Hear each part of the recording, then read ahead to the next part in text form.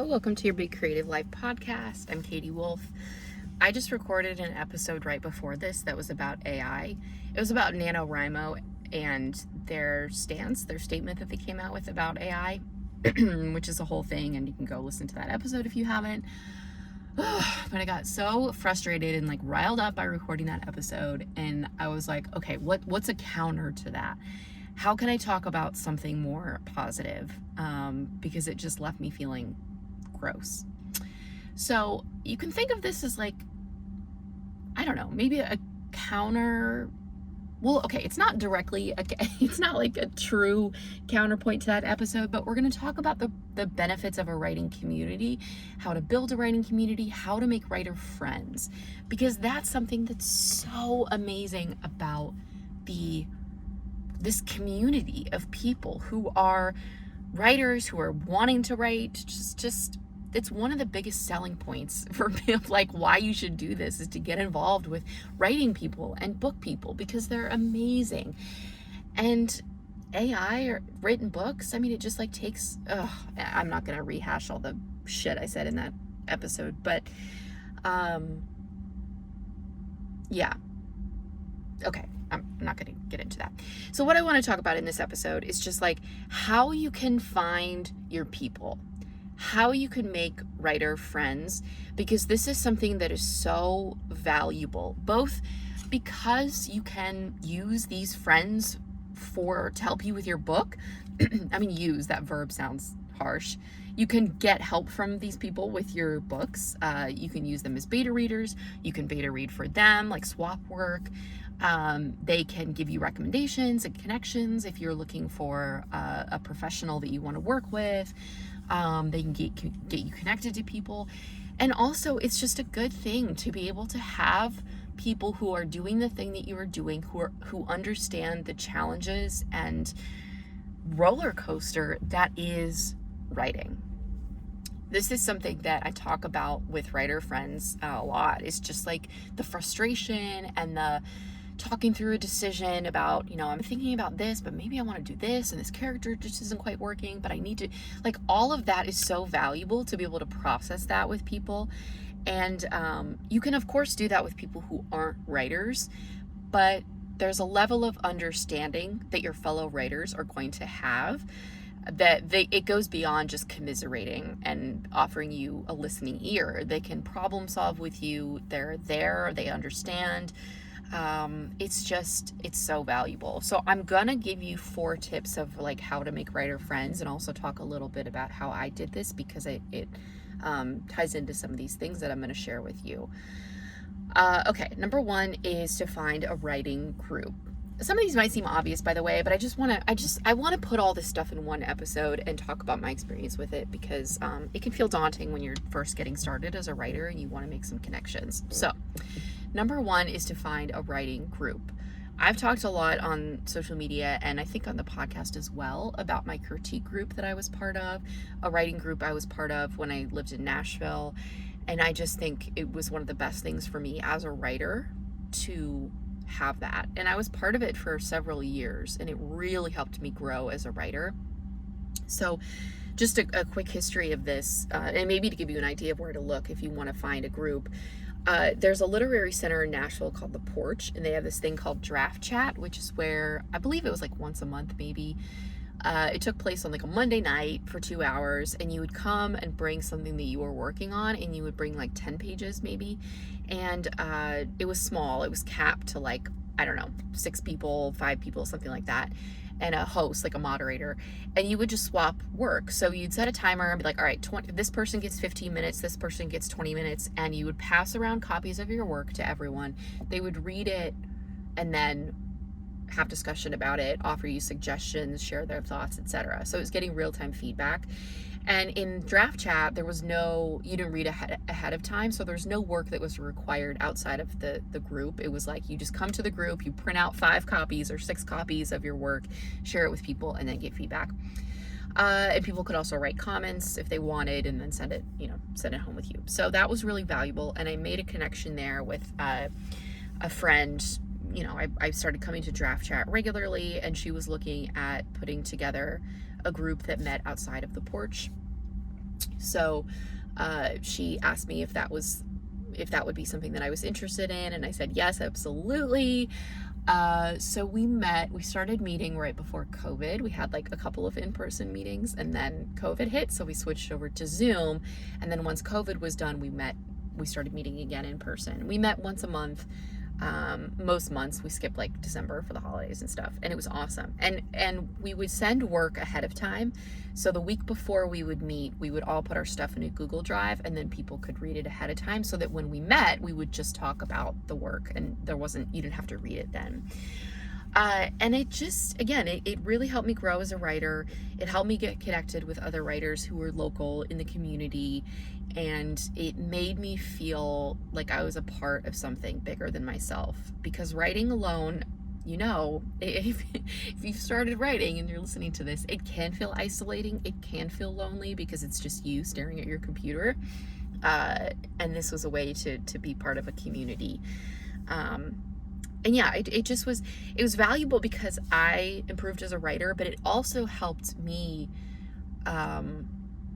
understand how to give feedback on people's work. Like, that was something I started doing when I started attending the draft chat group, is understanding how to give feedback to people. How, meaning not to be too harsh and to have like constructive criticism, not just like, well, I don't like this, so I think you need to change it. But then also how to receive feedback, what elements of the story to look for in terms of plot, characters, conflict, etc.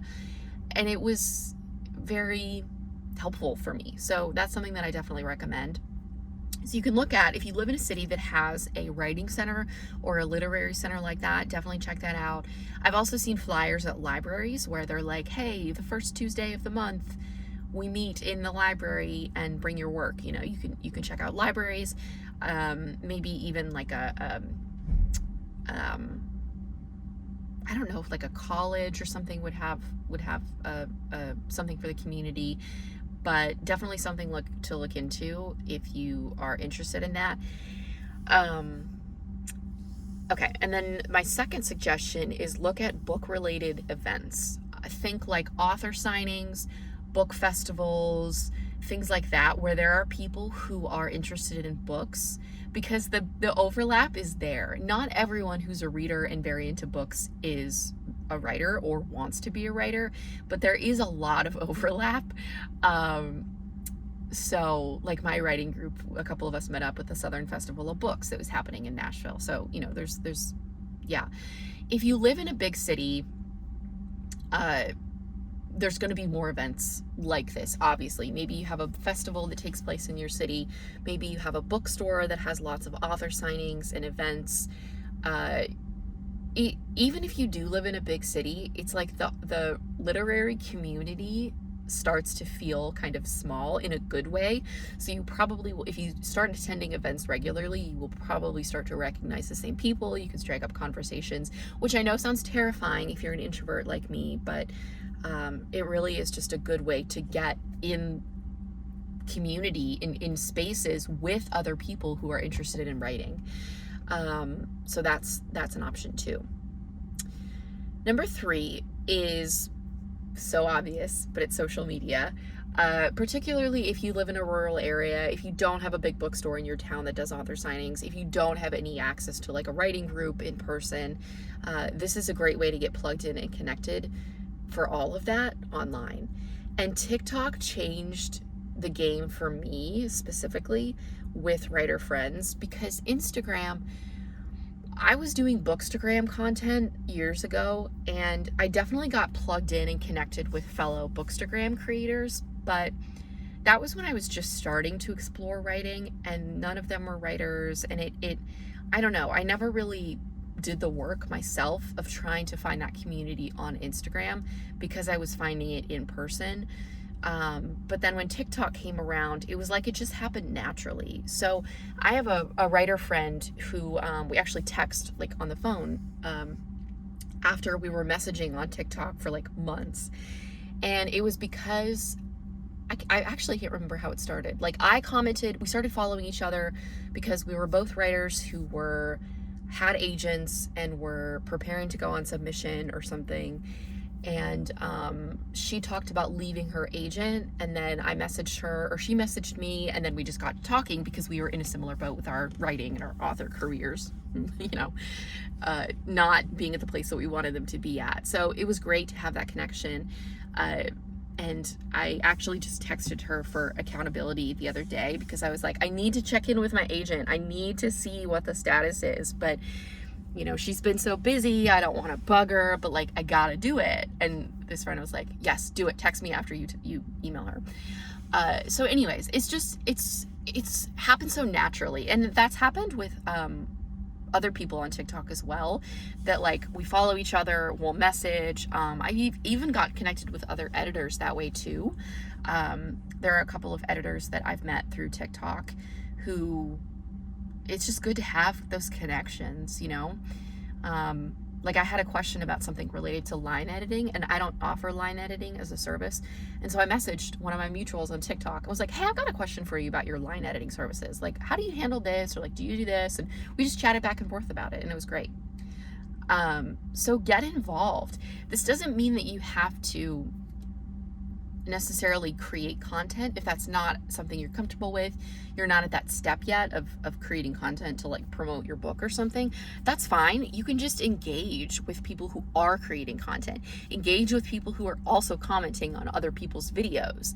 I've talked about finding beta readers on social media before, and this is kind of a similar thing. Like if you just, people post, I see posts that come across my FYP that's like, hey, writers, if you're looking for beta readers, like comment on this post. Or there are hashtags that you can use, like beta readers wanted or seeking beta readers or whatever. I don't remember what the specific hashtags are, but like do some work to figure out where your people are. If you're looking for beta readers, if you're just looking for friends, start engaging. Just like with real life, it can take a little while. It's not like you're going to find a ton of writer friends after 2 days of doing this and just be like super close with them. But it's like that in the real world too. It takes time to get to know people. It takes time to form that closeness. And you have to devote energy to it, just like you would in the real world, like offline. I guess I need to stop saying real world because social media is kind of real world, but yeah, I guess I should just say offline. Anyways. Okay, my last tip is all of these things, but it's like a different angle on it, is to expand outside of your genre or expand outside of like fiction if that's what you're working on. Because I think a lot of times we get very narrow on the kinds of writers that we want to like be in community with and talk to. Like I'm writing a thriller right now, so it could be very easy for me to say like, oh, I need to get plugged into the thriller community, which yes, that's awesome. Definitely do that. Get in community, join author associations of the genre that you're writing in, all of that. But don't forget to broaden that. I mean, if you just want some writers to like, I don't know, do a virtual writing sprint with once in a while, then they don't have to be writing the genre that you're in. They don't even have to be writing fiction. They could be writing a children's book. They could be writing a self-help book. They could be writing a memoir. It does not matter. One of the connections that I made from Draft Chat was this woman who was writing like personal essays. So her stuff was all nonfiction. And we got to be really good friends. We actually met up quite a bit for coffee in Nashville, and like even were like accountability buddies for a while with our writing. And she wasn't writing fiction, but that's okay. We could still write together. We could talk about the process. So kind of like expand your circle of your net that you're casting for writer friends.